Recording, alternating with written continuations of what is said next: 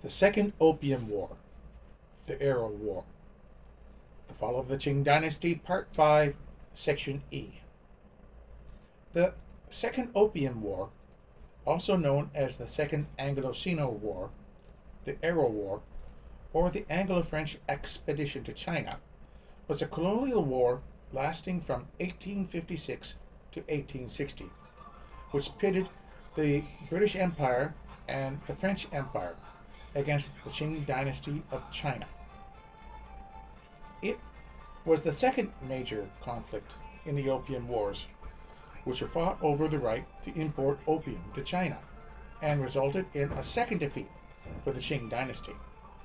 It caused many Chinese officials to believe that conflicts with the Western powers were no longer traditional wars, but part of a looming national crisis.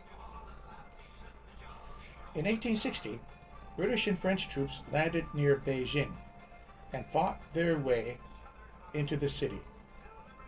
Peace negotiations quickly broke down, and the British High Commissioner to China ordered the foreign troops to loot and destroy the Imperial Summer Palace, a complex of palaces and gardens at which Qing Dynasty emperors handled affairs of state.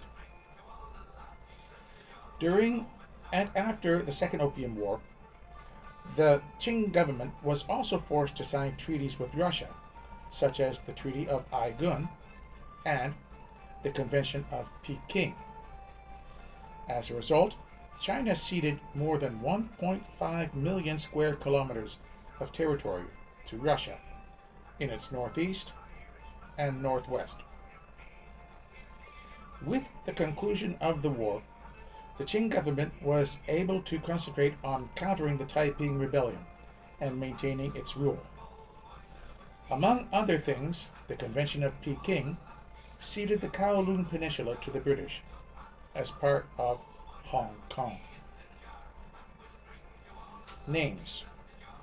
The terms Second Anglo-Sino War and Arrow War are both used in literature.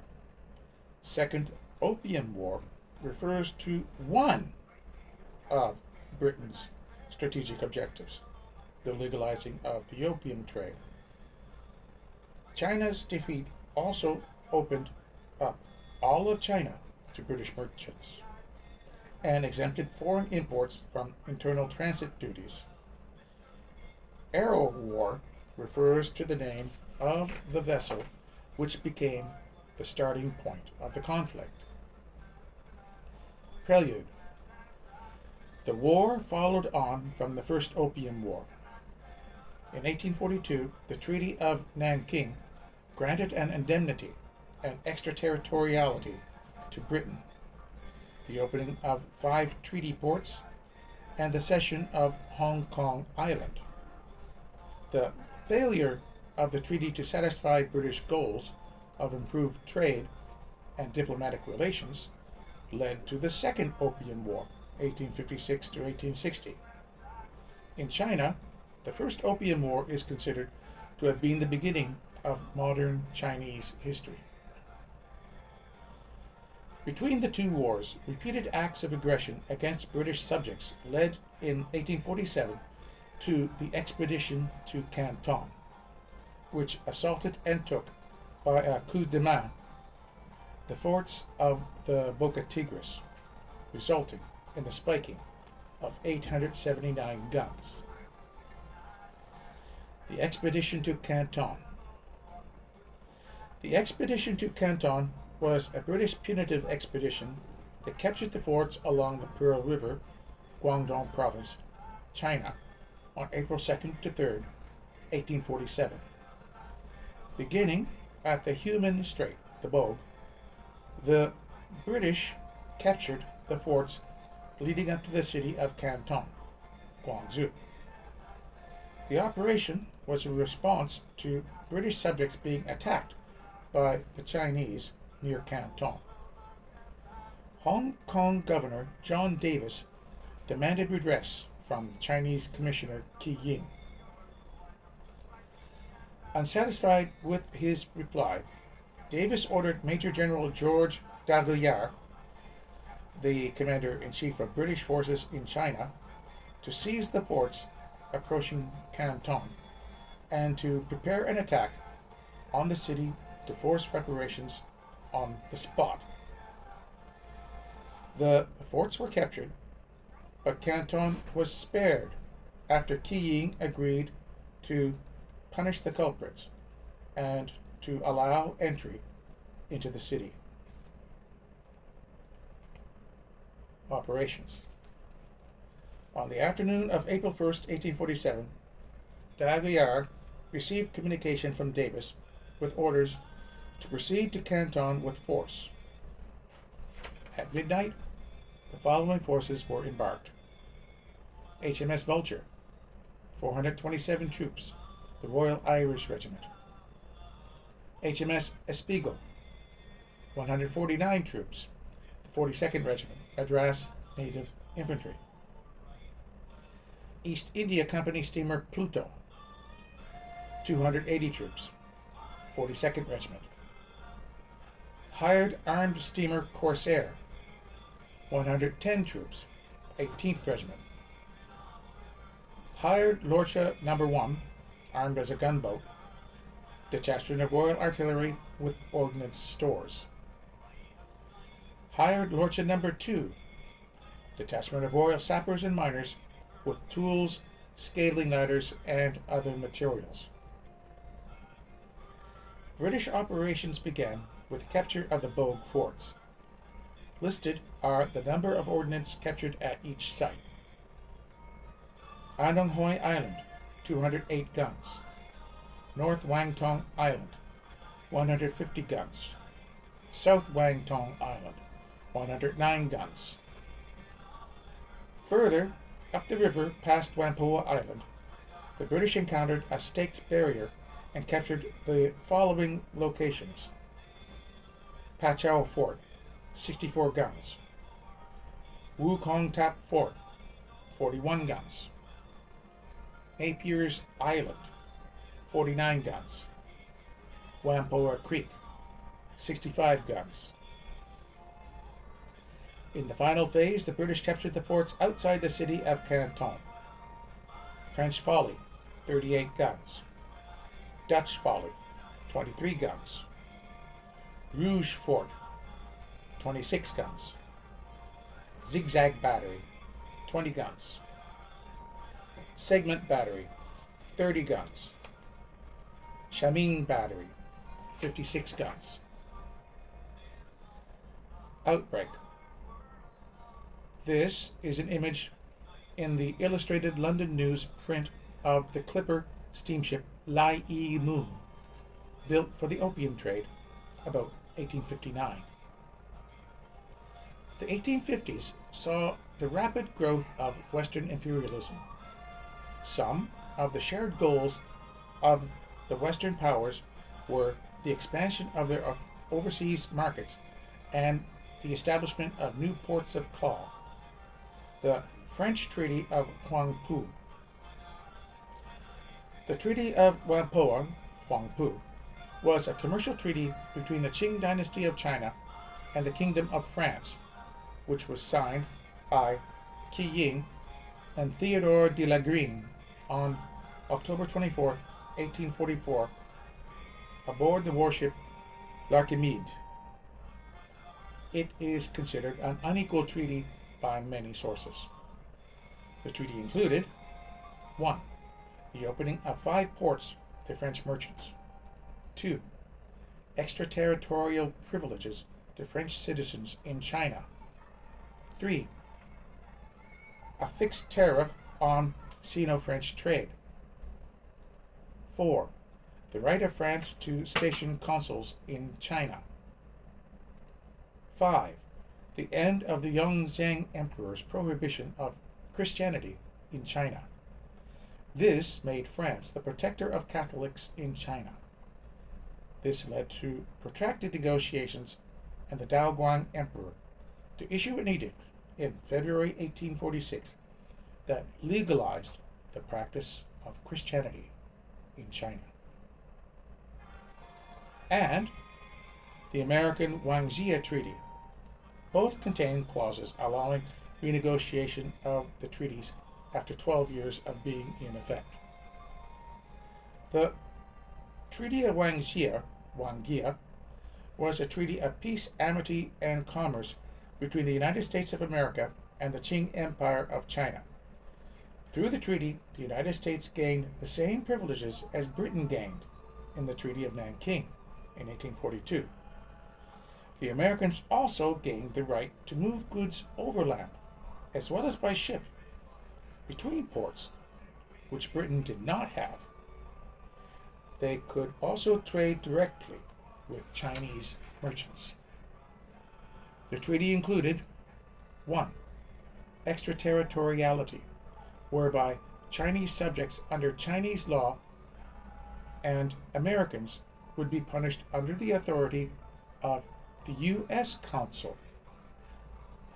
2. Fixed tariffs on trade in the treaty ports. 3. The right to buy land in the treaty ports and erect churches and hospitals there. 4. The right to learn Chinese by abolishing a law that had forbidden foreigners to do so. 5. Most favored nation status to the United States, resulting in the United States receiving the same beneficial treatment China gave to other Western powers, and the right to modify the treaty after 12 years. In an effort to expand its privileges in China, Britain demanded that the Qing authorities renegotiate the Treaty of Nanjing, signed in 1842, citing its most favored nation status.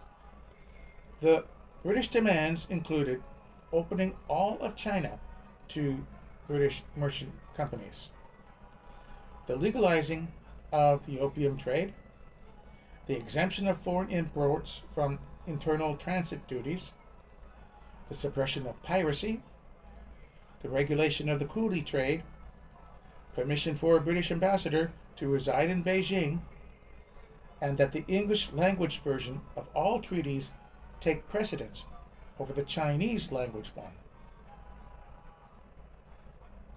The Arrow Incident. To give Chinese merchant vessels operating around treaty ports the same privileges accorded to British ships by the Treaty of Nanjing, British authorities granted the vessels British registration in Hong Kong. In October 1856, Chinese Marines seized a cargo ship called the Arrow on suspicion of piracy, arresting 12 of its 14 Chinese crew members. The Arrow, which had previously been used by pirates, was captured by the Chinese government and subsequently resold. It was then registered as a British ship and still flew the British flag at the time of its detention, though its registration had expired. Its captain, Thomas Kennedy, who was aboard a nearby vessel at the time, reported seeing Chinese Marines pull the British flag down from the ship.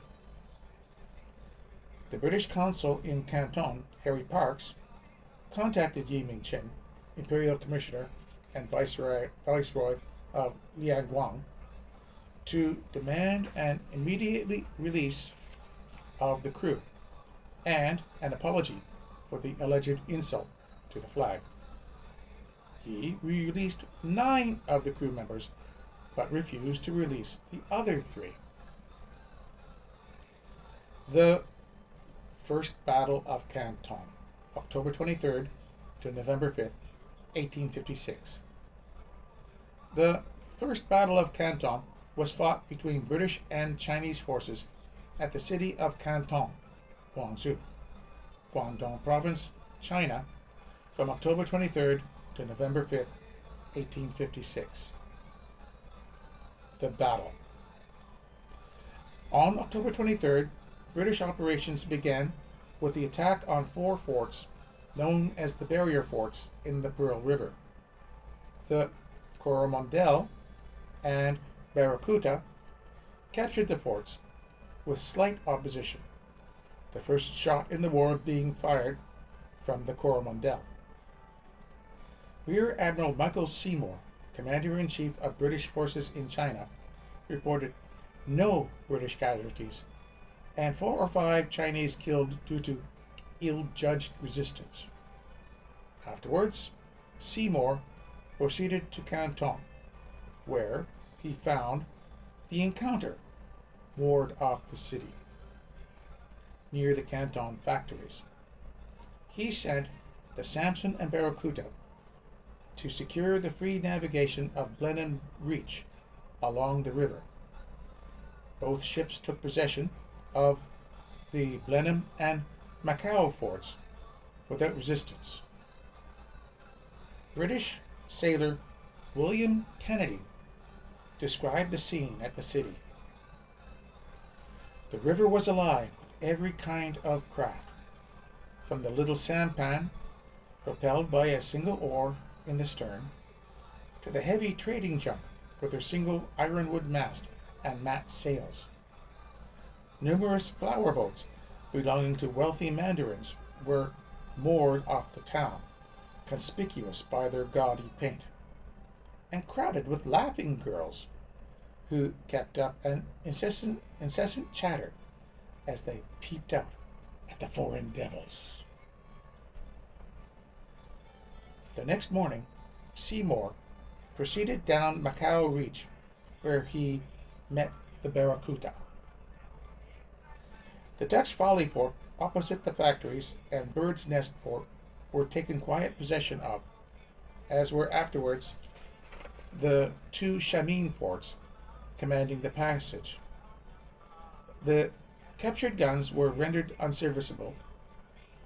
A detachment of Royal Marines was landed to protect the factories, later reinforced by another party and some bluejackets, sailors.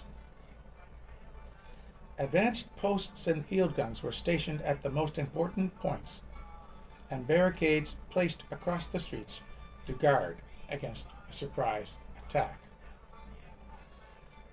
On October 25th, a demand was made the British be allowed to enter the city of Canton. Later on October 25th, Chinese forces attacked the pickets, but were repulsed by the Marines, with a loss of 14 Chinese killed and wounded. On October 26th, operations were temporarily halted, being a day of rest on Sunday. At 1 p.m. on October 27th, the Encounter opened fire from its stern pivot at Governor Yi Ming-chin's compound, Yamen, in Canton, and continued until sunset at intervals of 5 to 10 minutes. At the same time, the Barracuda in Sulphur Creek shelled the Chinese troops on the hills at the back of the city. The British warned the inhabitants within the vicinity to evacuate themselves and their property, which was done later that evening. Yi Ming-chin issued a bounty on every British head taken. On October 28th, the British resumed offensive operations from the Dutch Folly, where they placed 2 guns in position. The shelling of the city walls, aided by a conflagration of a large portion of houses in the line of attack, helped open a clear passage between the Dutch Folly and the city walls for further operations. The next morning, October 29th, the British resumed firing earlier than expected, after Chinese mounted guns opposite the Dutch Folly.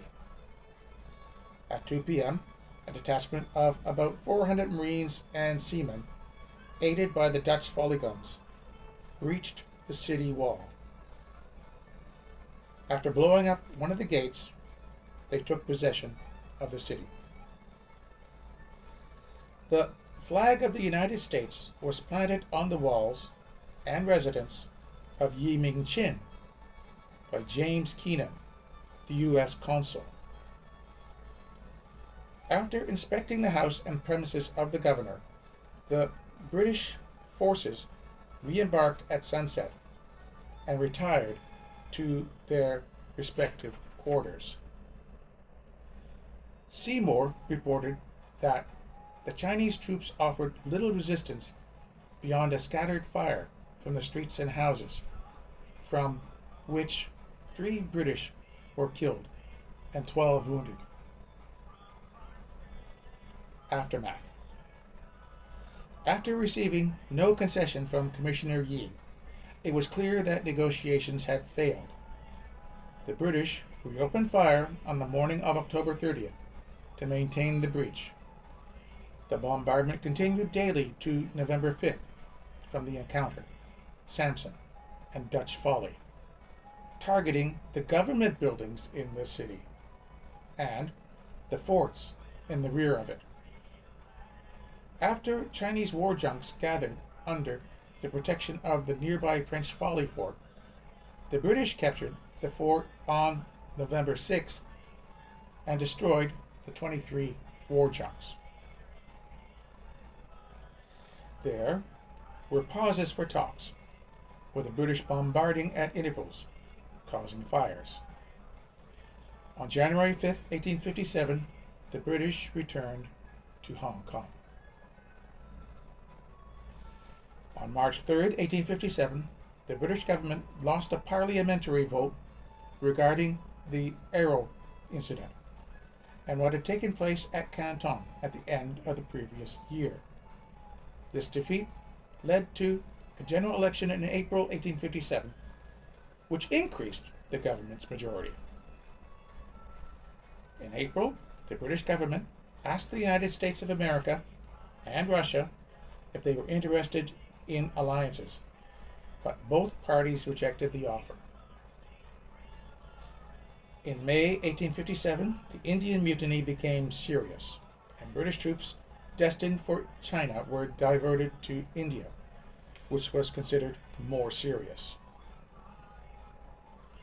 Intervention of France.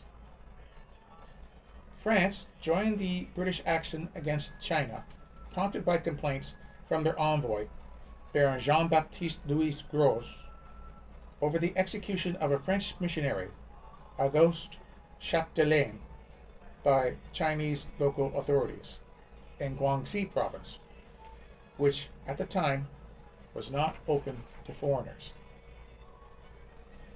The British and French joined forces under Admiral Sir Michael Seymour. In late 1857, the British Army, which was led by Lord Elgin, and the French Army, which was led by Jean-Baptiste Louis Gros, jointly attacked and occupied Canton, today Guangzhou. A joint committee of the alliance was formed.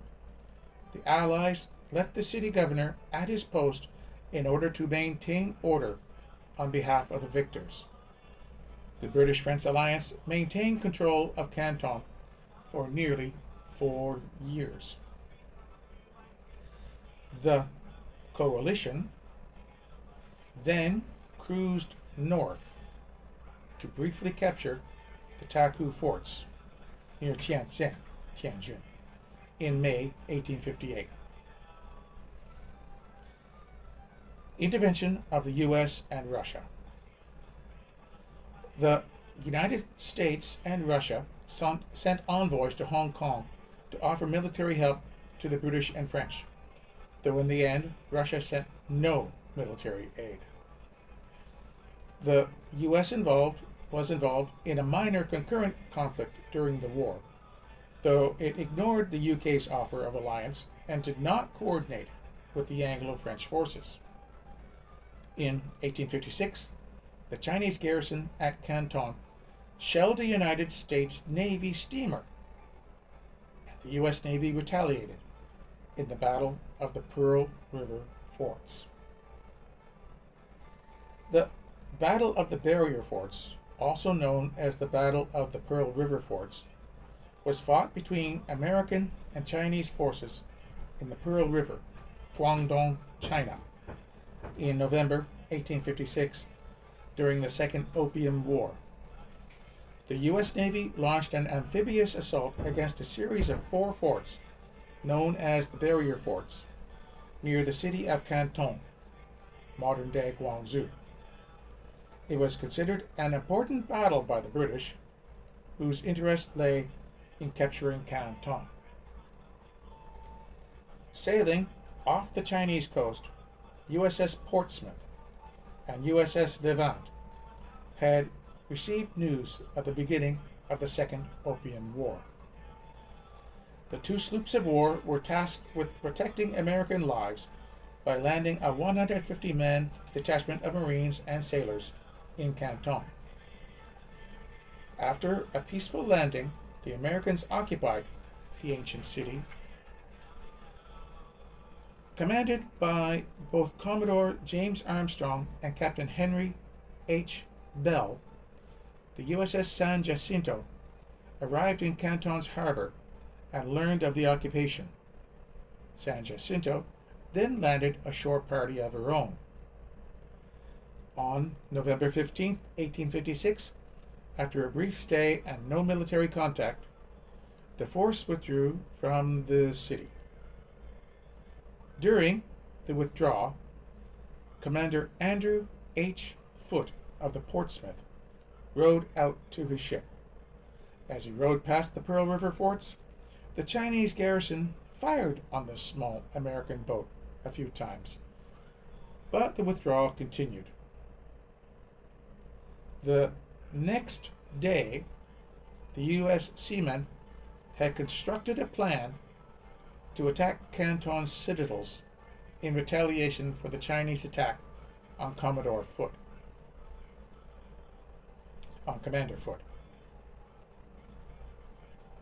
Battle.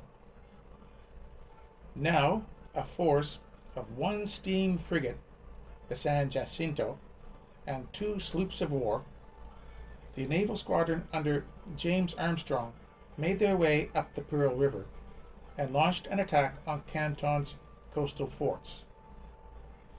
USS Portsmouth closed in on the nearest of the four citadels and fired the initial salvo on November 16th. For 2 hours, the bombardment continued until the Chinese batteries were silenced. After the first engagement, Chinese and American officials decided to try to settle the matter diplomatically. This failed, and on November 20th, Commodore Armstrong ordered his ships to fire again on two more of the Chinese forts. This bombardment lasted until the Chinese batteries weakened slightly, after which the USS Levant, commanded by William N. Smith, received 22 cannonball shots in her sails, rigging, and hull. Under cover of their ship's fire, a storming party of 287 troops, led by Foote, landed unopposed. Spearheading this force were about 50 Marines under Captain John D. Sims and a small detachment of sailors. They quickly captured the first enemy fort, then used its 53 guns to attack and capture the second fort. When taking the second position, the Chinese launched several counterattacks with about 3,000 Qing army soldiers from Canton.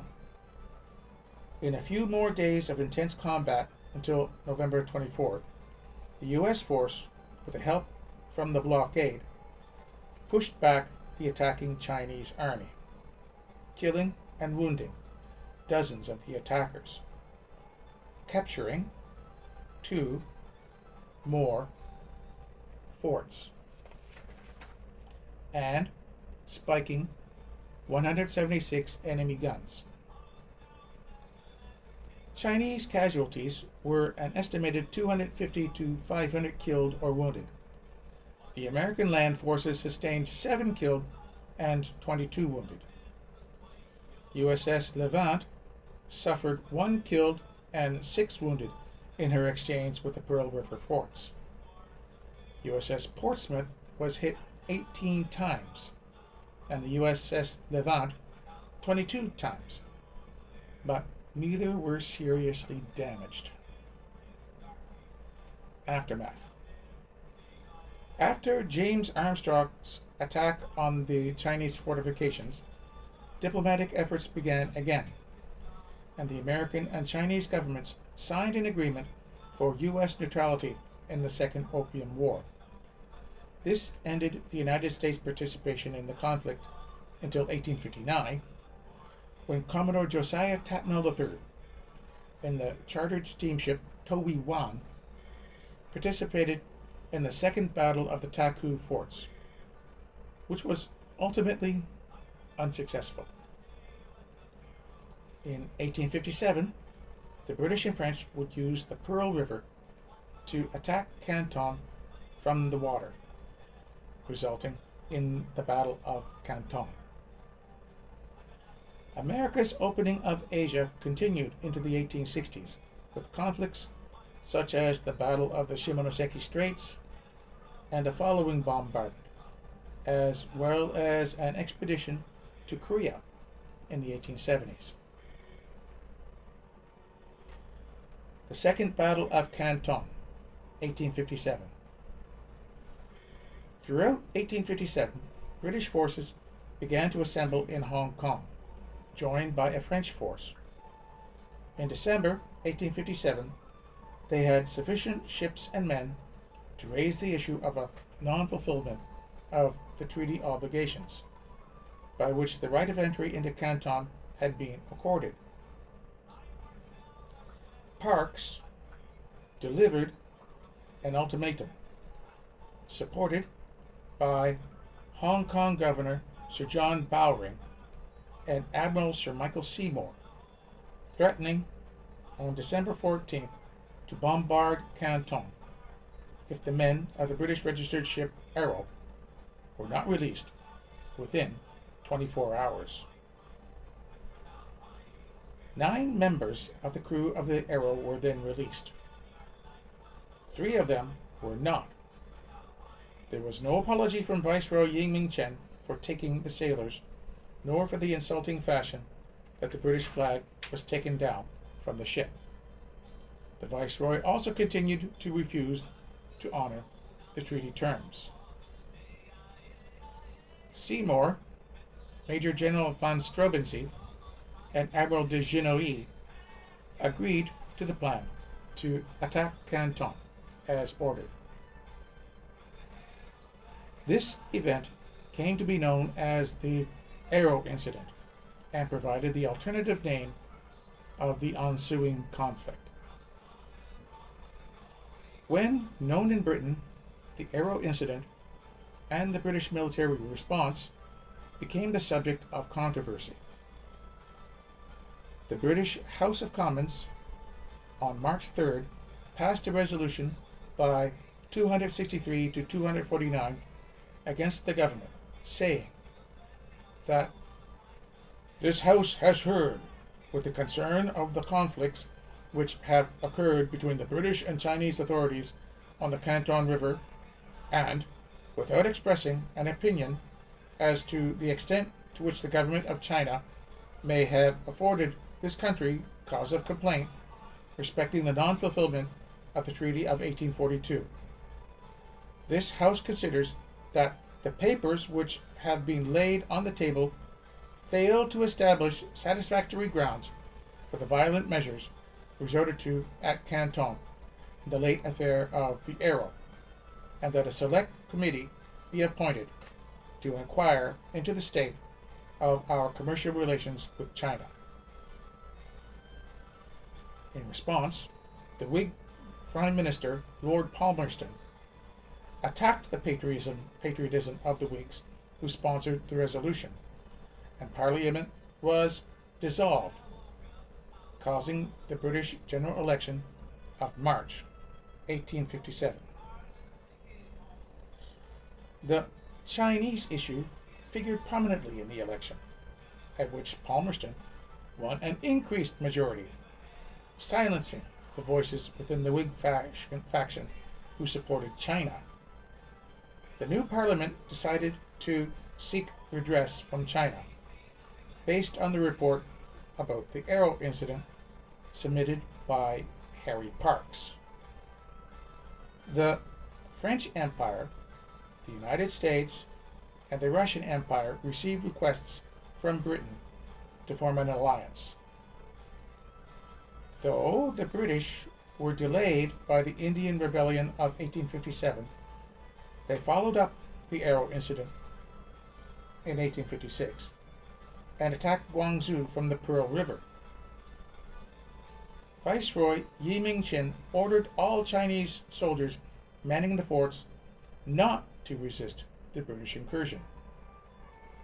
After taking the fort near Canton with little effort, the British Army attacked Canton.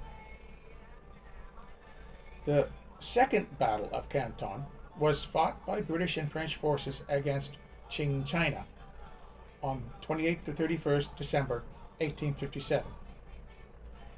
The British High Commissioner Lord Elgin was keen to take the city of Canton, Guangzhou, as a demonstration of power, and to capture Chinese official Yi Ming-chin, who had resisted British attempts to implement the 1842 Treaty of Nanking. Elgin ordered an Anglo-French force to take the town, and an assault began on December 28th. Allied forces took control of the city walls on December 29th, but delayed entry into the city itself until January 5th. They subsequently captured Yi, and some reports state that they burnt down much of the town. The ease with which the Allies won the battle was one of the reasons for the signing of the Treaty of Tientsin in 1858. Prelude. The British had been permitted access to Canton, Guangzhou, at the end of the First Opium War, under the terms of the 1842 Treaty of Nanking, but were being illegally barred from entry by its viceroy, Yi Ming-chin. In 1856, there had been a series of attacks on the 13 factories and its residences, culminating with their complete destruction by fire. This and the seizure of a foreign ship led the British to assemble a force to demand reparations. Although the British Royal Navy had destroyed the Chinese junks during the summer, an attack on Canton was delayed by the Indian Mutiny. On December 12, 1857, the British High Commissioner to China, Lord Elgin, wrote to Yi, demanding that he implement in full the trade and access agreements made in the 1842 Treaty of Nanking that ended the First Opium War, and that he pay reparations for British losses in the war so far.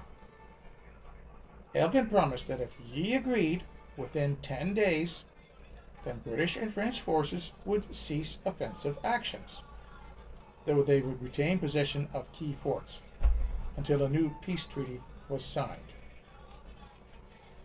Yi Ming-chin was told he had 48 hours to reply. Yi's reply was that Britain had effectively abandoned its rights with regards to Canton through 8 years of inactivity, that the cause of the war, the loss of the merchant ship Arrow, had been of the British making, and that he could not sign a new peace treaty because the 1842 treaty had been decreed by the Emperor to last for 10,000 years. Elgin boarded HMS Furious on December 17th and sailed upriver towards Canton. On December 21st, Elgin ordered British Admiral Michael Seymour, French Admiral Charles Rigaud de Genoy, and British General Charles van Strobenzee to take Canton and handed over full operational control. British and French troops reconnoitered the city on December 22nd. The Allied force amounted to 800 men from the Indian Royal Sappers and Miners and the British 59th, 2nd Nottinghamshire Regiment of Foot, 2,100 Royal Marines a 1,829-man naval brigade drawn from the crews of British ships, and a 950-man force from the French Navy. The 59th 2nd Nottinghamshire Regiment of Foot was formed in 1795 in response to threats from France. Under the Childers reforms, it was amalgamated with the 30th Cambridgeshire Regiment of Foot to form the East Lancashire Regiment. Further amalgamations occurred in 1970, combining the 30th Cambridgeshire, 40th South Lancashire, 47th, 59th, 81st, and 82nd Regiments of Foot into the Queen's Lancashire Regiment. In 2004-2005, the regiment was amalgamated again with two other regiments, the King's Regiment and the King's Own Border Regiment, to form the Duke of Lancaster's Regiment. Through the 40th Regiment of Foot, 2nd Somerset, South Lancashire, and the Queen's Lancashire Regiment, the present-day Duke of Lancaster's Regiment is the sister regiment of the West Nova Scotia Regiment. They were arrayed against a Chinese garrison of 30,000 men. However, the Allies could count on the supporting fire of Anglo-French naval vessels and artillery batteries on Dutch Folly and other nearby islands. The battle. The main battle began with a naval bombardment throughout the day and night of December 28th. The next day, troops landed, taking a small fort by Kubar Creek to the southeast of the city. The Chinese had thought that the attacking forces would try to capture Magazine Hill before they moved on the city walls. But on the morning of December 29th, after a naval bombardment ending at 9 a.m., French troops climbed the city walls with little resistance. They had arrived at the wall half an hour early, and so faced fire from their own guns. The British also broke into the city through the East Gate.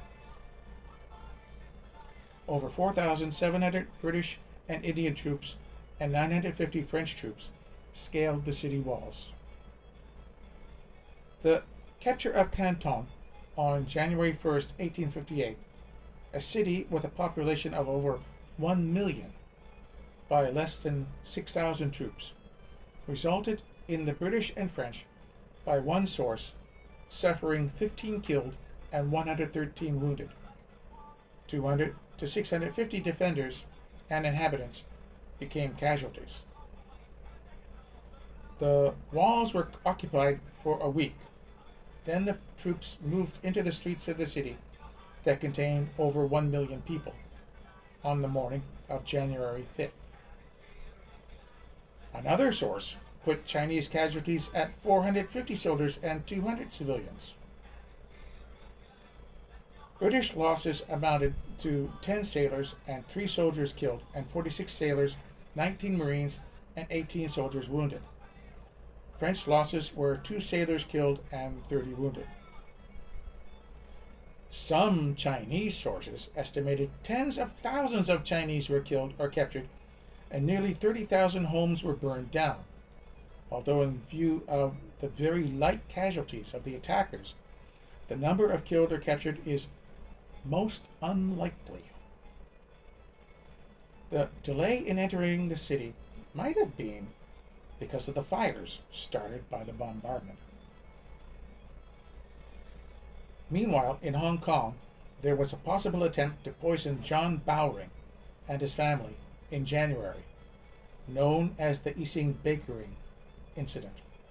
However, if it was deliberate, the baker, who had been charged with lacing bread with arsenic, bungled the attempt by putting excess of the poison in the dough, such that his victims vomited sufficient quantities of the poison that they had only a non-lethal dose left in their systems.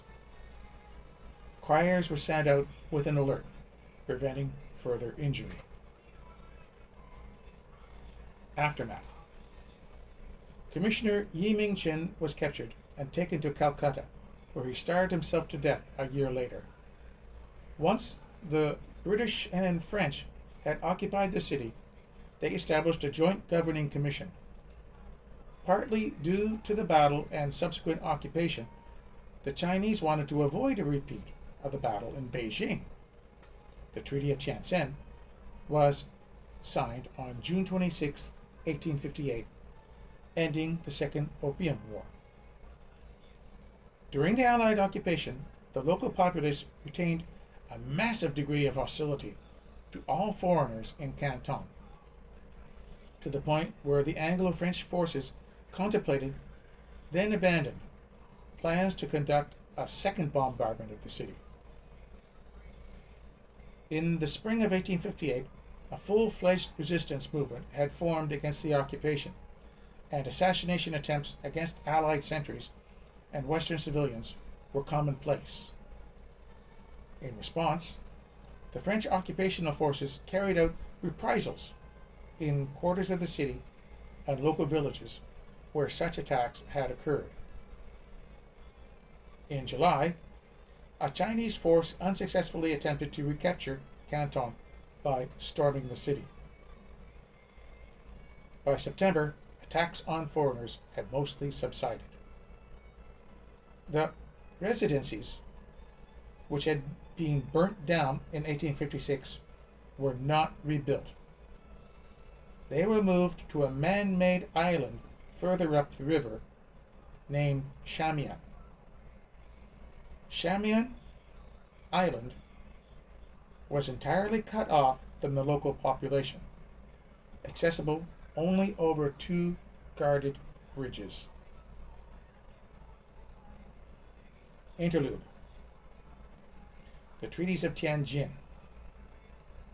In June 1858, the first part of the war ended with the 4 Treaties of Tianjin, to which Britain, France, Russia, and the U.S. were parties. These treaties opened 11 more ports to Western trade. The Chinese initially refused to ratify the treaties. The major points of the treaty were: 1. Russia, which had previously been limited to trading at designated border posts, received the right to trade with the treaty ports by sea. Most favored nation clauses in each treaty further ensured that all concessions were shared by the 4 powers. 2.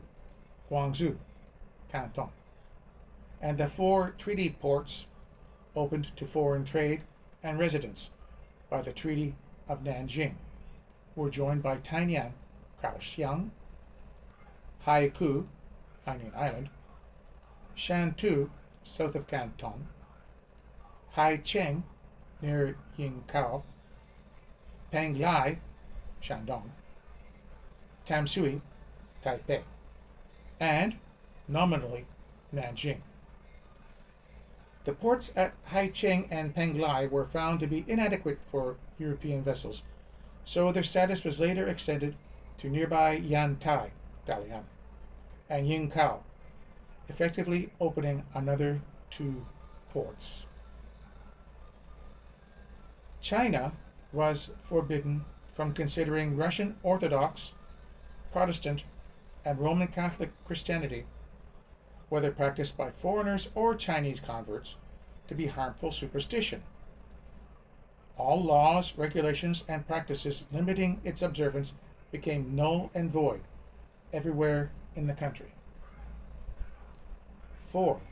The extraterritoriality of American citizens and Russian, British, and French subjects was reaffirmed.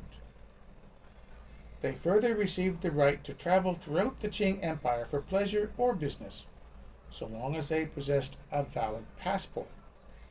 But the Qing Empire was able to prevent them from lawfully residing in the interior with extraterritoriality. The Qing Empire permitted foreign vessels to navigate on the Yangtze River, but established that no legal trade would be permitted with areas held by the Taiping Rebellion until their reconquest.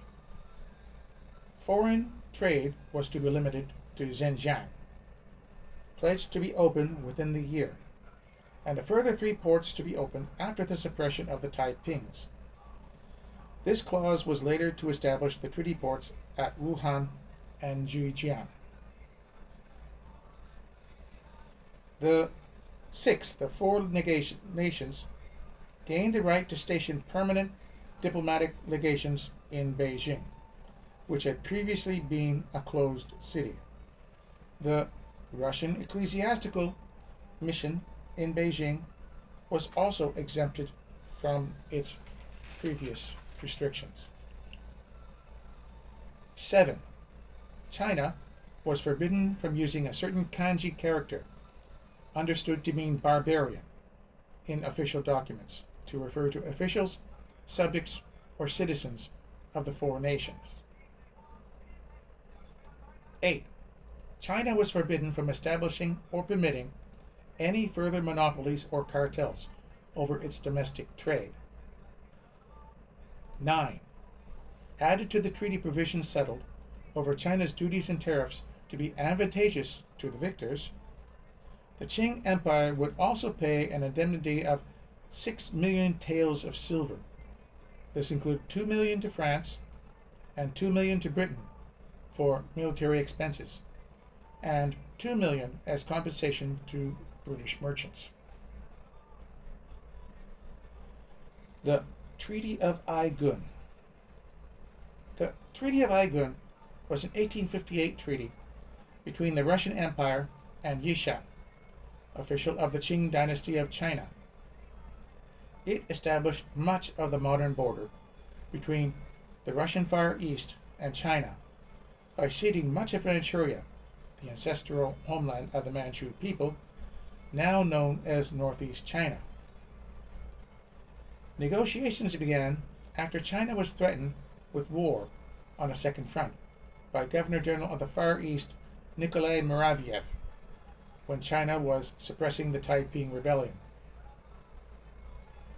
It reversed the Treaty of Nerchinsk, 1689, by transferring the land between the Stanovoy Range and the Amur River from the Qing Dynasty to the Russian Empire.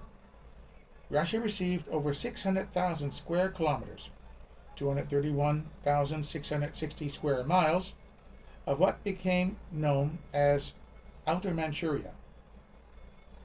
While the Qing government initially refused to recognize the validity of the treaty, the Russian gains under the Treaty of Aigun was affirmed as part of the 1860 Sino-Russian Convention of Peking.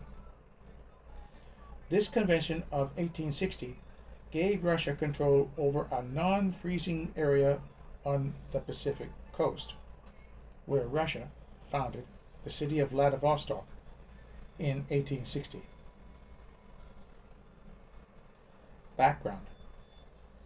Since the reign of Catherine the Great, 1762 to 1796, Russia had desired to become a naval power in the Pacific.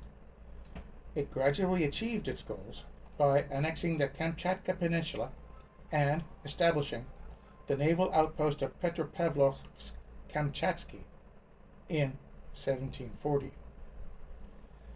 Naval outposts in Russian America and near the Amur watershed, encouraging Russians to go there and settle, and slowly developing a strong military presence in the Amur region.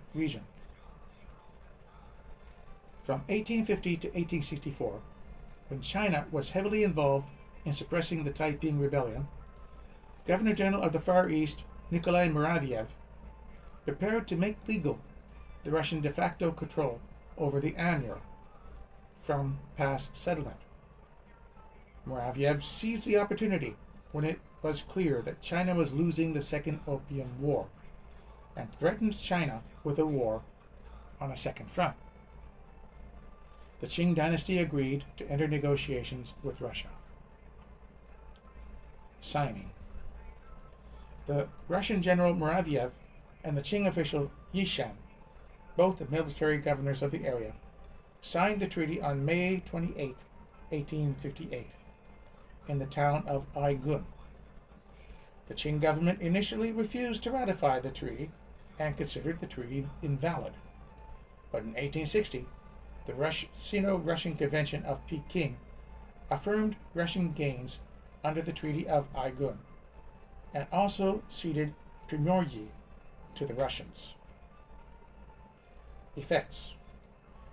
The resulting treaty established a border between the Russian and Chinese empires along the Amur River.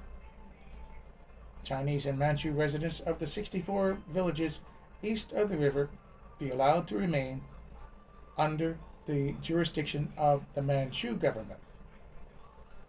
The Amur, Sungari, and Ussuri rivers were to be open exclusively to both Chinese and Russian ships.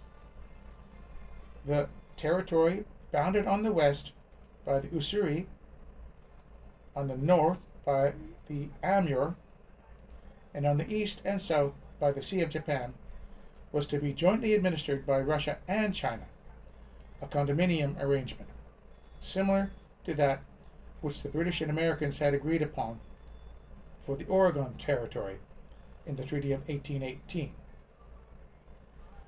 The inhabitants along the Amur, Sungari, and Ussuri rivers were to be allowed to trade with each other. The Russians would retain Russian and Manchu copies of the text, and the Chinese would retain Manchu and Mongolian copies of the text. All restrictions on trade were to be lifted along the border.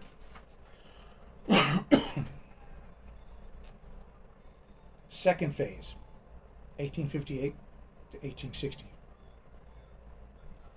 3 battles of the Taku forts. On May 20th, 1858, the British were successful at the first battle of the Taku forts, but the peace treaty returned the forts to the Qing army. The first battle of the Taku forts was the first attack of the Anglo-French alliance against the Taku forts along the Hai River in Tianjin, China, on May 20th, 1858, during the Second Opium War. The British and French sent a squadron of gunboats under Rear Admiral Michael Seymour to attack China's Taku forts. The battle ended as an Allied success. However, the first phase of the Second Opium War would end with the treaties of Tianjin, and the forts were returned to the hands of the Qing army, leading to the Second Battle of the Taku forts in 1859. In June 1858, shortly after the Qing imperial court agreed to the disadvantageous treaties, hawkish ministers prevailed upon the Jianfeng emperor, who ordered the Mongol general Sengye Rinchen to guard the Taku forts, also called the Taku forts, as well as the Daku forts, near Tianjin. Sengye Rinchen reinforced the forts with additional artillery pieces. He also brought 4,000 Mongol cavalry from Chahar and Suyan. Sengye Rinchen came from a rich lineage, the 26th generation descendant of Khazar, a brother of Genghis Khan. He took to this task with much energy and motivation, repairing and improving the coastal defenses in preparation for the British arrival. A second, stronger boom was constructed across the river to further restrict the movement of British ships. This second boom was made of full-sized tree trunks, connected with heavy chains. 2 rows of ditches were dug in front of the walls of the forts, filled with water and mud, and an abatis of iron spikes placed immediately behind it. Finally, Sengye Rinchen ensured the Chinese defenders and their cannon crews were trained and equipped to resist the coming British ships and their landing parties. The Second Battle of the Taku Forts. This battle took place in June 1859. A British naval force with 2,200 troops and 21 ships under the command of Admiral Sir James Hope sailed north from Shanghai to Tianjin with newly appointed Anglo-French envoys for the embassies in Beijing. They sailed to the mouth of the Hai River, guarded by the Taku forts near Tianjin, and demanded to continue inland to Beijing. Sengye Rinchen replied that the Anglo-French envoys might land up the coast at Beitan and proceed to Beijing, but he refused to allow armed troops to accompany them to the Chinese capital. The Anglo-French forces insisted on landing at Taku instead of Beitan and escorting the diplomats to Beijing. Battle. On the morning of June 25, 1859, the British could see that the defenses of the Chinese forts were somewhat improved from the previous year. However, there did not appear to be many defenders. They did not see the flags and gongs that might indicate an impending battle, and the portholes for the guns were covered in matting. Local informants indicated to them that the fort was manned only by a skeleton crew. Even when, as an experiment, they cut through the first boom, they encountered no resistance. A small British force then blew up the iron obstacles that the Chinese had placed into the river. The Allied force then began to shell the Taku forts. The British then attempted to ram the second boom with their admiral ship HMS Plover, as they had successfully done the year before. This time, though, the heavy boom stopped the British gunship cold. As the advance of the British fleet stalled, the matting was removed from the portholes, revealing the fort's defenders, and the fort's guns opened fire. The first salvo decapitated HMS Plover's bow gunner. Under heavy fire from the fort, her hull eventually burst, sinking the ship into the mud and killing all of the crew but one. The rest of the British fleet was similarly devastated. 2 ships were forced to run aground, and 2 others were sunk in the river by the fort's cannon. Others attempted to retreat, as the fort's smaller guns picked off their officers and men from the shore. That evening, when the rate of fire from the Chinese guns finally slackened, the British determined to bring up their reserve forces and launch landing parties for a direct assault. The strength of the Hai River's flow required a ship to tow the infantry boats, as otherwise the soldiers would exhaust themselves with rowing before reaching land. Commodore Josiah Tatnall III, commanding the chartered steamship Toei Wan, which was also attempting to navigate past the forts, decided to assist and towed several loaded boats upstream into the battle. This act of military assistance was arguably a violation of the official neutrality between the United States and China.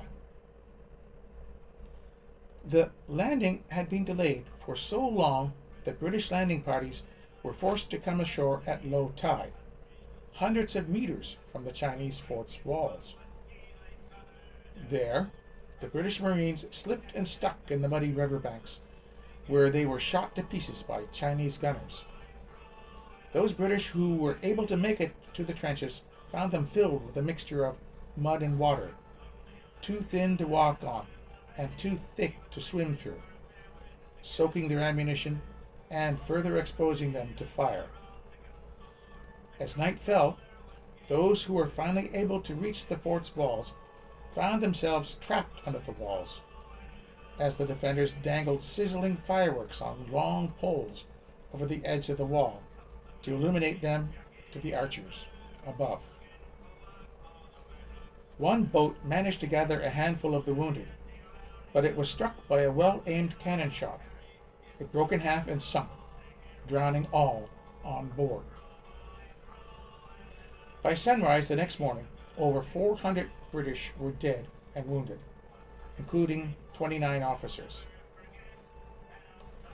Chinese casualties were reported to be minimal. American Commodore Tatnall, though under orders to maintain neutrality, declared, "Blood is thicker than water," and provided covering fire to protect the British convoy's retreat.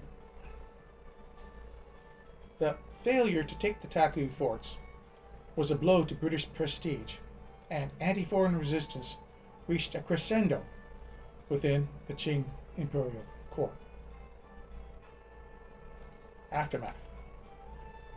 An American interpreter and missionary named Samuel Wells Williams wrote that this was possibly the worst defeat the British had suffered since the 1842 retreat from Kabul.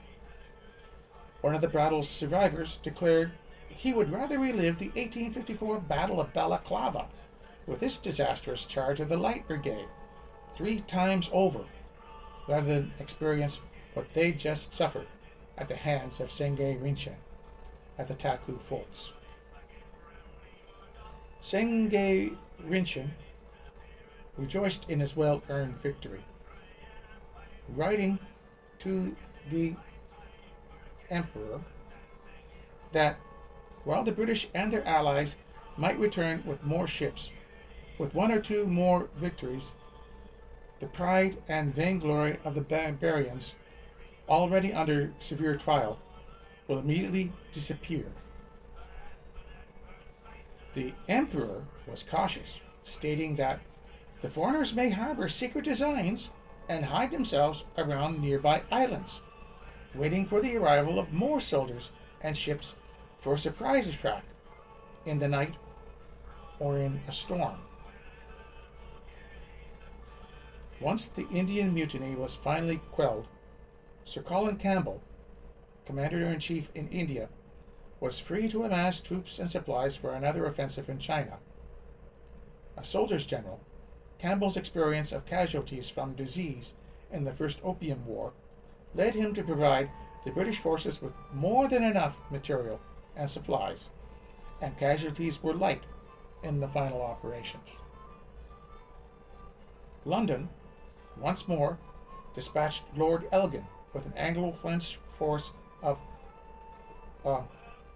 11,000 troops under General James Hope Grant, and 6,700 troops under General Cousin Montauban, Comte de Palikao, in charge of the French. The 11,000 British troops included 1,000 cavalry, as well as many cavalry troops within the 6,700 French force. The Taku forts were defended by 7,000 Qing troops, including about 2,000 cavalry. At least 45 artillery pieces were among the Chinese defenders.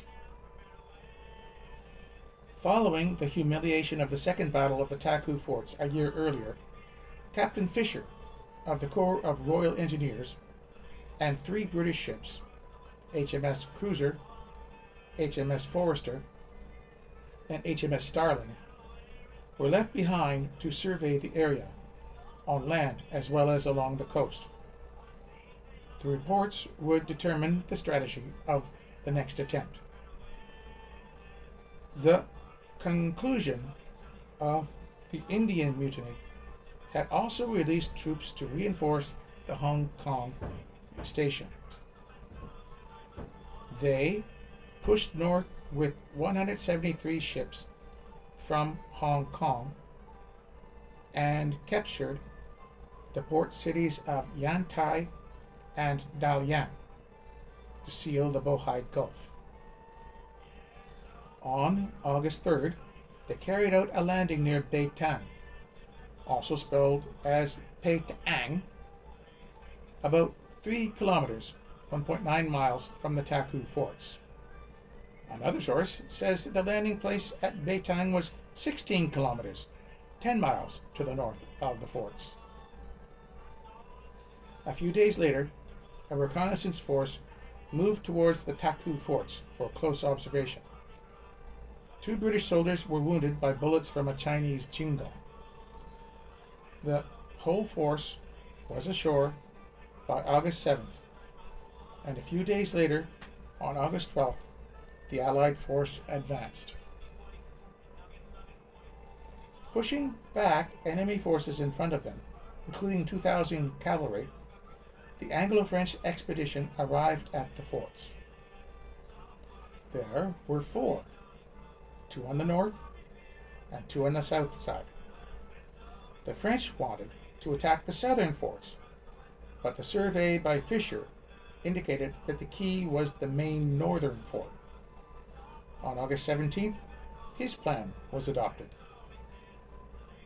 5 batteries were established during the night of August 20th to 21st, with fascines made using the straw walls and roofs of nearby barracks. The batteries were as follows. Number 1 battery, 6 French field pieces and 1 8-inch gun.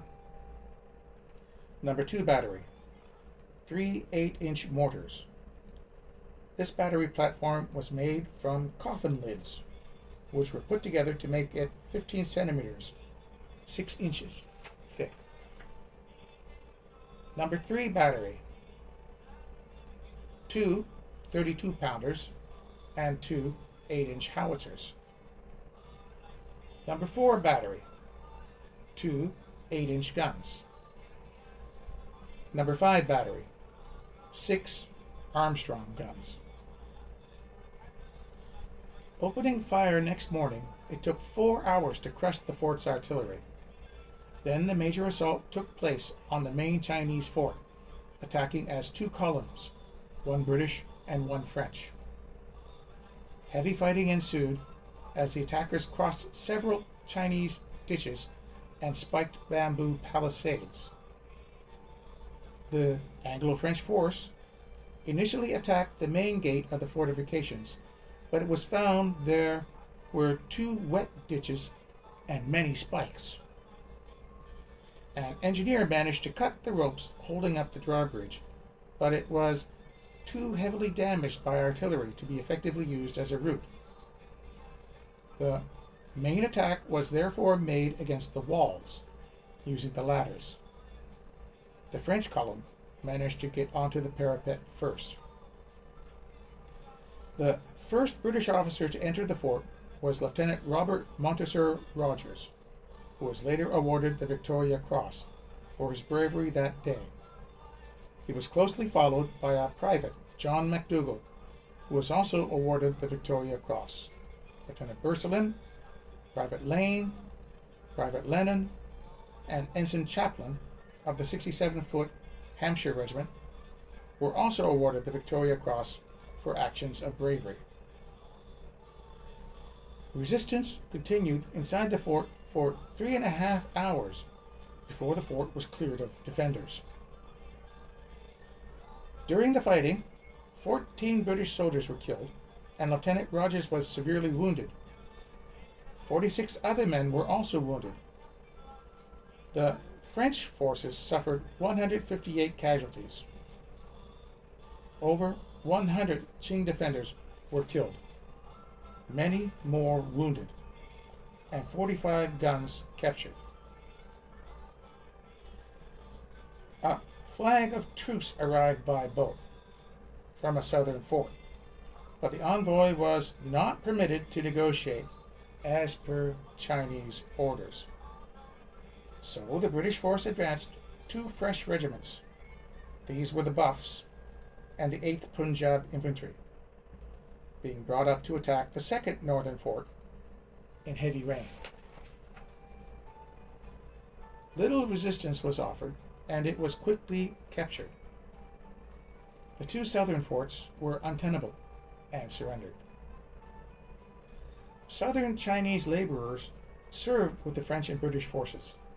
Captain Fisher reported that Chinese coolies entertained in 1857 from the inhabitants of South China, renegades though they were, served the British faithfully and cheerfully before Canton, and throughout the operations in North China in 1860, they likewise proved invaluable. Their coolness under fire was admirable. At the assault of the Peiho forts in 1860, they carried the French ladders to the ditch and, standing in water up to their necks, supported them with their hands to enable the storming party to cross.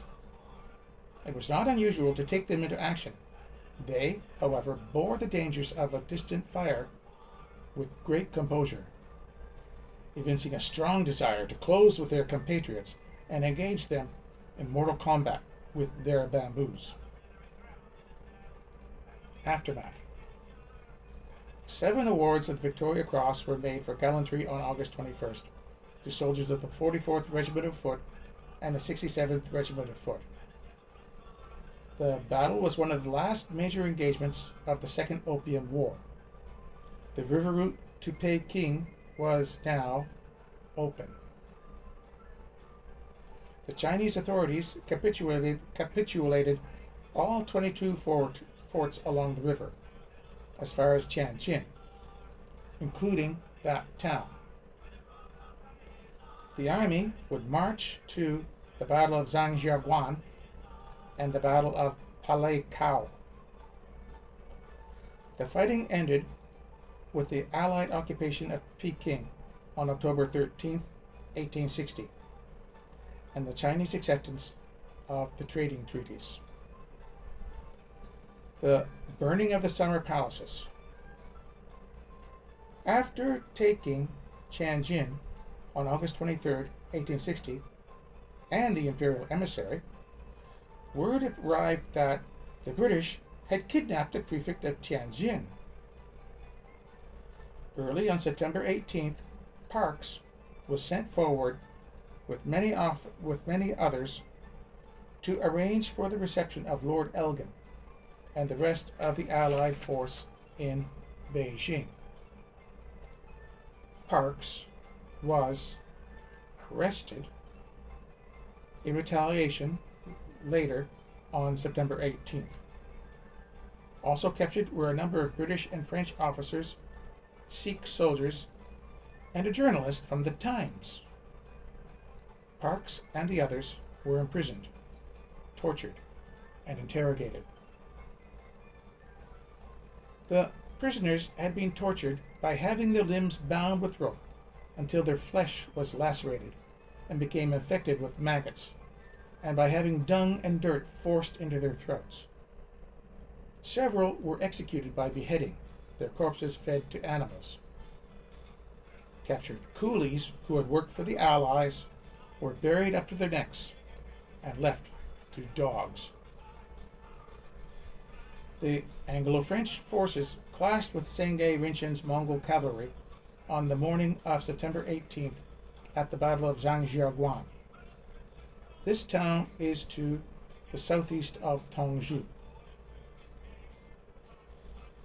The combined Anglo-French force, which had recently occupied Tianjin, engaged a Chinese army numbering about 30,000 troops.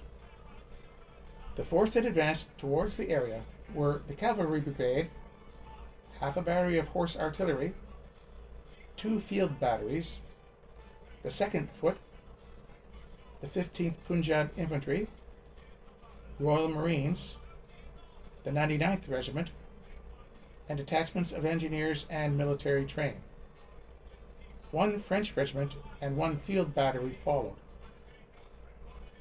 Upon finding a large Qing army force in front of them, a small party of British officers, led by Colonel Walker, moved towards Tongzhou to discuss matters with the Chinese under a flag of truce.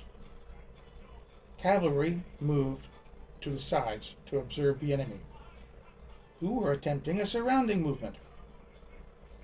This negotiating party refused to dismount, and while being insulted and taunted by the Mongol horsemen, charged through the enemy force with a loss of only 2 men wounded and 1 horse shot. The Chinese intention was to induce the Allies to encamp, and then fall upon them with their whole force and butcher them. But the actions of the negotiating party messed that plan up. To the right of the Chinese position was the old walled town of Zhangjiaguan, and its left upon the Peiho River. This was a front of about 4 miles, about 6 kilometers. In the rear was the Xiaobo stream, fordable everywhere. Batteries had been placed at the village of Le-Er-Che, about 100 yards, 90 meters from the Peiho, along the raised Tongzhou Causeway, and other points. The whole army was flanked by a battery constructed at right angles to the general front, about 1 mile, 1.6 kilometers, away from the suburb of Zhangjiaguan. More defenses were on the left flank, with about 60 cannons, along with some field pieces. The French, numbering 1,000 men, with a battery of artillery and a squadron of Fane's horse, were on the right of the Allied attack. The cavalry swept around to protect the flank. The villages on the flank made it very strong, and the Tartars made a hard defense in them. Sir Hope Grant put a 9-pounder battery on some high ground to the right of his line of attack, with Fane's horse and a squadron of the King's Dragoon Guards in support. The 99th Regiment was ordered to advance up the road against the village in front, supported by 2 9-pounders. The 15th Punjab Infantry, with 2 Armstrong guns, took ground to the left. The 2nd Regiment, Queen's, with a 6-pounder battery and the cavalry, were to make a flank movement to the Allied left. The remaining regiment was held in reserve. The 99th was the right center. The 15th Punjab Infantry carried the batteries flanking the enemy's line.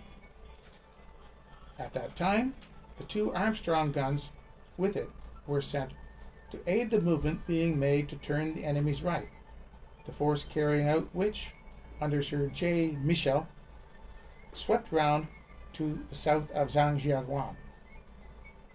The 15th Punjab Infantry and the 99th Regiment advancing through the village. The enemy gave way at all points and suffered severely, leaving about 80 guns in Allied hands.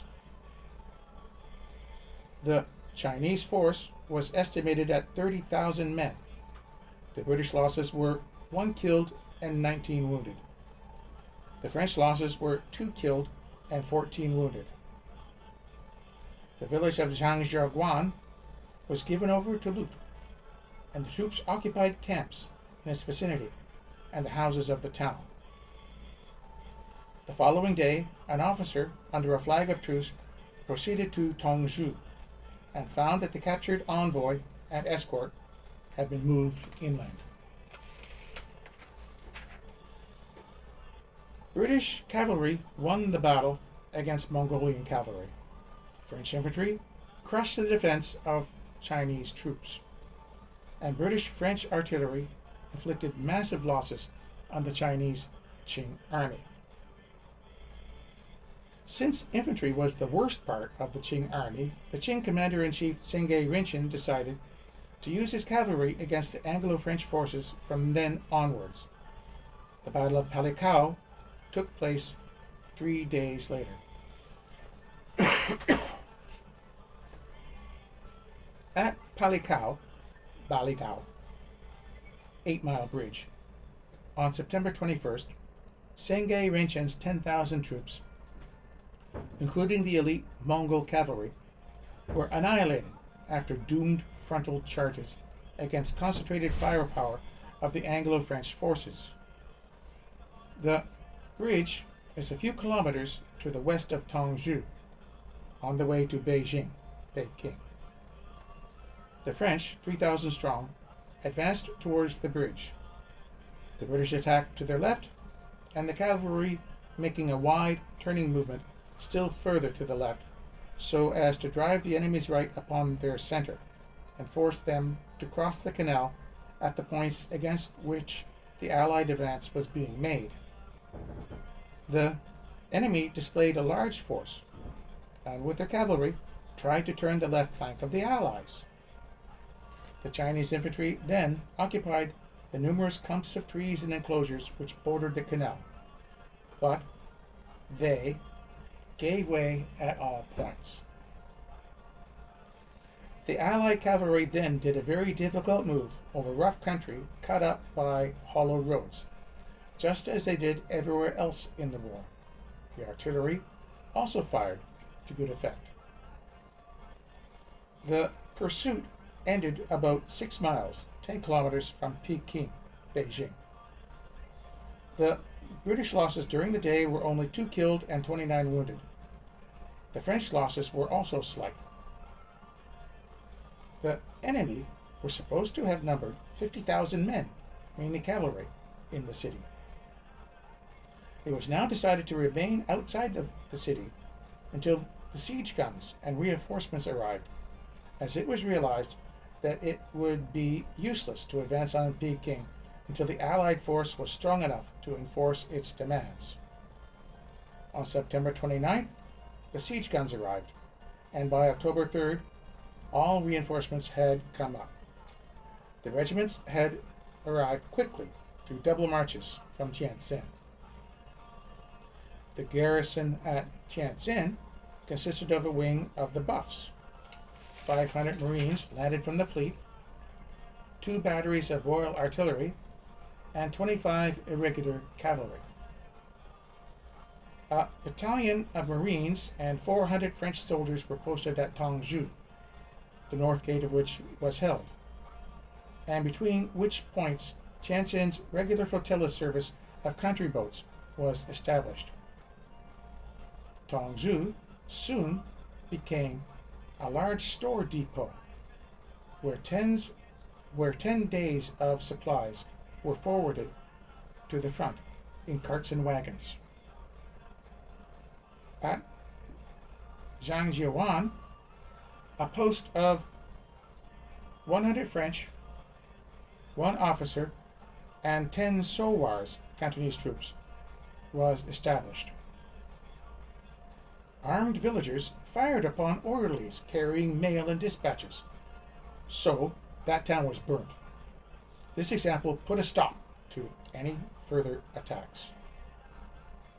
With the Qing army devastated, the Sanfeng Emperor fled the capital. He left his brother Prince Gong to take charge of peace negotiations. Sanfeng first fled to the Chengde Summer Palace and then to Weihai province. During the halt outside Beijing, diplomatic notes were passed between Prince Gong, the emperor's brother, who had been appointed High Commissioner, and the Allied commanders. Lord Elgin refused to accept Mr. Parkes and his party as prisoners of war, and demanded that they must be returned immediately before he would end hostilities. On October 3rd, Prince Gong still failed to comply with the Allied demands, so the Allied force, now over 10,000 strong, advanced towards Beijing. The march was continued on the 5th, and that evening the force halted in a strong position to the northeast of the capital. On October 6th, the advance continued, and the men's knapsacks were left under the protection of a small guard in a strong post formed by some high brick kilns. The advance was made across difficult terrain to the old entrenchment. This was entered at an angle. The Allied cavalry took up positions on the main road leading out of the Teshing-Men Gate. The enemy observed the advance with many units of cavalry, but in the end they went away without any resistance.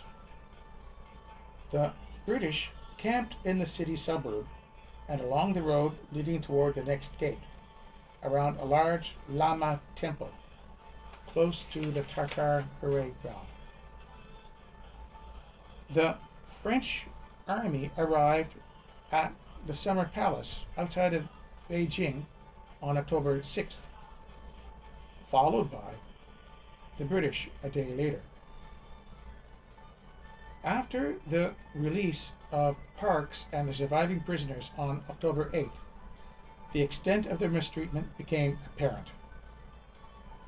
Burning the Forbidden City was discussed, as proposed by Lord Elgin, to discourage the Qing Empire from using kidnapping as a bargaining tool, and to exact revenge on the mistreatment of their prisoners.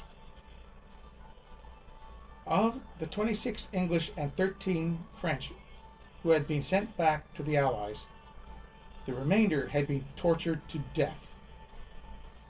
Mr. Parks, the journalist, and one Frenchman had been imprisoned in a different prison, so they were not so badly treated. An ultimatum was forwarded to Prince Gong, requiring the surrender by noon on the 13th of one of the gates of the city if he wished to save it from bombardment. At noon on October 13th, the Ang Teng Gate was thrown open and Allied troops entering the city occupied the walls extended to the southeast corner of the city. Anglo-French troops began looting the Summer Palace, Yihuan, and the Old Summer Palace, Yanmonguan, immediately, as they were full of valuable artwork. In retaliation for the mistreatment, torturing, and murdering of the Allied diplomatic prisoners, Lord Elgin decided to burn the Summer Palace. In a letter, he explained that the burning of the palace was the punishment which would fall not on the people, who may be comparatively innocent, but exclusively on the emperor, whose direct personal responsibility for the crimes committed is established. On October 18th, British soldiers burnt the Summer Palace, the French refusing to assist. The razing of the buildings took 2 days, with imperial property in the vicinity also destroyed. As far as the British knew, no one remained in the buildings when they were burned. False reports had been made as anti-British propaganda that a large number of civilians were in the buildings. This is completely false. Awards. Both Britain, the Second China War Medal, and France, commemorative medal of the 1860 China expedition, issued campaign medals. The British medal had the following clasps: China 1842, Fatsham 1857, Canton 1857, Taku Forts 1858, Taku Forts 1860, Peking 1860. Aftermath. On October 24th, the Emperor's brother Prince Gong conceded to the Allied demands, the Emperor having fled to Shangdi on September 22nd. British and French troops entered Beijing, where the Treaty of Tianjin was ratified by the Convention of Peking. At the time, the largest encyclopedia ever compiled in world history was the 1408 Ming Dynasty Yongle Encyclopedia, most of which was looted or destroyed by foreign soldiers during the sack of Beijing, leaving only 3.5% of the volumes to survive today. The British, French, and thanks to the schemes of Ignatieff, the Russians, were all granted a permanent diplomatic presence in Beijing. This was something the Qing Empire resisted to the very end, as it suggested equality between China and the European powers. The Chinese had to pay 8 million taels to Britain and France.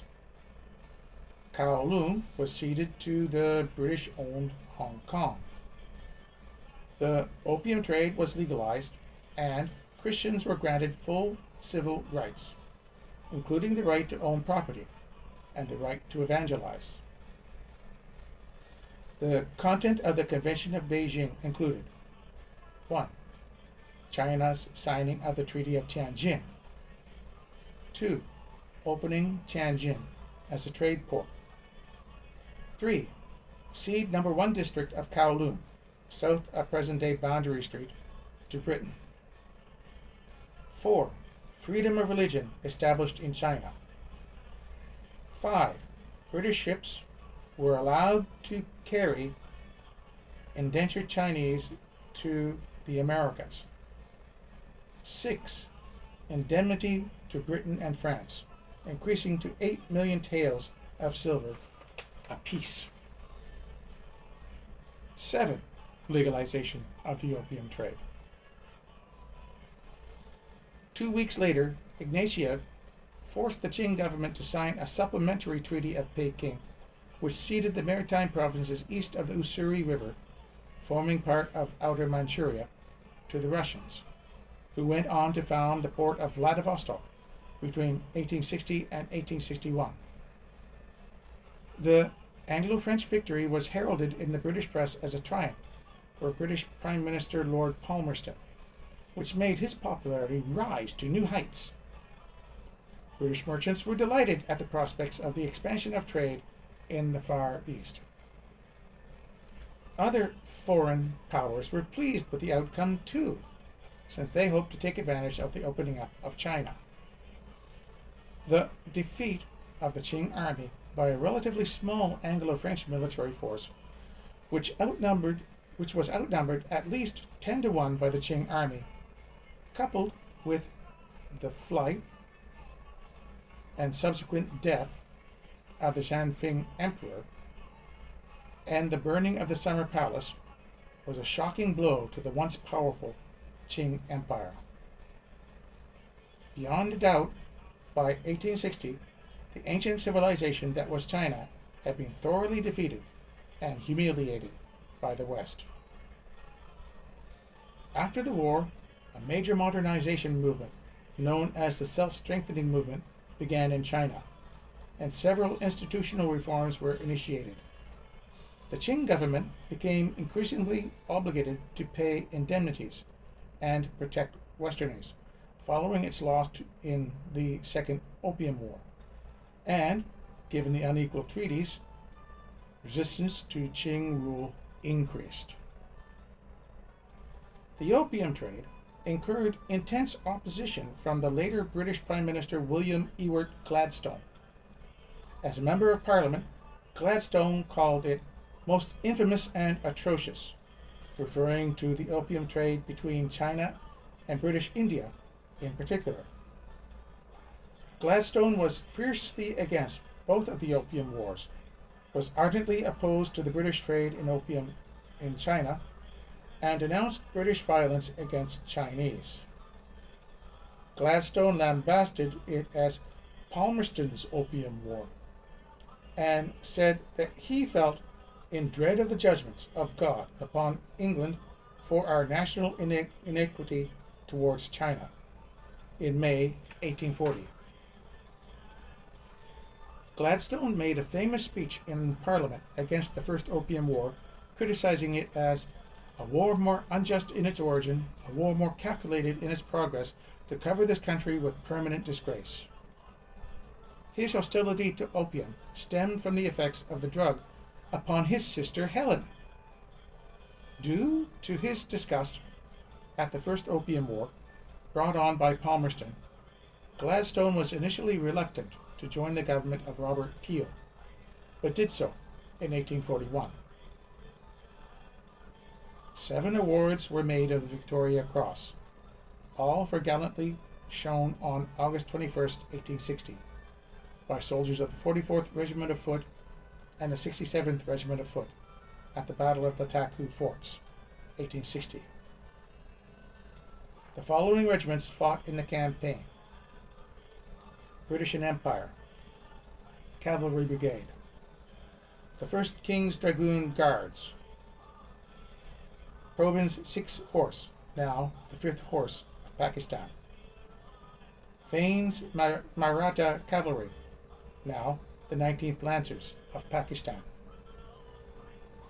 Infantry, the 1st Regiment of Foot, the Scots, 2nd Battalion, 2nd Regiment of Foot, the Queens, 3rd Regiment of Foot, the Buffs, 8th Regiment of Punjab Infantry, Punjab Regiment, 6th Battalion, Pakistan, 15th Ludhiana Sikhs, 6th Regiment, 2nd Battalion, India, 19th Punjab Infantry, now the Punjab Regiment, 5th Battalion, Pakistan, 23rd Punjab Pioneers, now the Sikh Light Infantry, India, 31st Regiment of Foot, Huntingdonshire, 44th Regiment of Foot, East Essex, 60th Regiment of Foot, the King's Royal Rifles, 67th Regiment of Foot, South Hampshire, 99th Regiment of Foot, Lanarkshire, and the Royal Marines. Artillery, the Royal Artillery. Engineers, Royal Engineers No. 8 Company, and the Madras Sappers and Miners, now the Indian Army Corps of Engineers. French, the Cavalry, Spahis. Infantry, the French 101st Regiment d'Infanterie, the 102nd Regiment d'Infanterie de Ligne. United States. Naval, the USS San Jacinto. References for this documentary are various articles from Wikipedia, as well as the Marine Corps Gazette article, The Capture of the Barrier Forts in the Canton River, China, September 1920, and the book Frontier and Overseas Expeditions from India, China Campaign, 1911, pages 432 to 437.